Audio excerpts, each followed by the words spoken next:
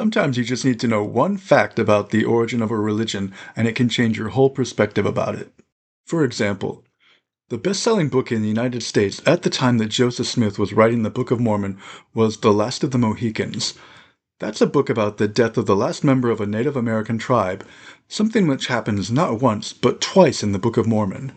In Christianity, we may have been trained to think of the pivotal moments of the first century as either the birth of Christ or the crucifixion, but those weren't events that were widely known at the time. The most significant event in the creation of the New Testament is hardly referenced inside it. The siege of Jerusalem appears as an ex eventu prophecy in the Synoptic Gospels. For dogmatic reasons, many Christians have been taught to interpret this as an as yet unfulfilled prophecy about a future second coming, not as a past event. The magnitude of the fall of Jerusalem cannot be stated enough. The destruction of the temple and the end of the priesthood permanently altered the Jewish religion. At the same time, the Roman government went through a tumultuous crisis upon the death of Nero and went through a chaotic series of emperors within a year, which it almost didn't survive. All of this instability left a void which the emerging Christian movement was able to fill.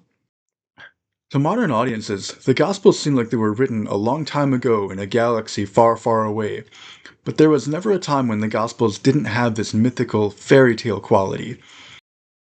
There are a few early references in the Pauline epistles that refer to Jerusalem in the present as a city that still exists and could be visited. Every other occurrence is either a reference to the past or envisioning a future heavenly Jerusalem. By the time the Gospels are in circulation, they're writing about a city that no longer exists. If it seems like fantasy literature now, that's because it was even in the first century. We need to recognize that these were not first-person accounts recorded in a place that was observable.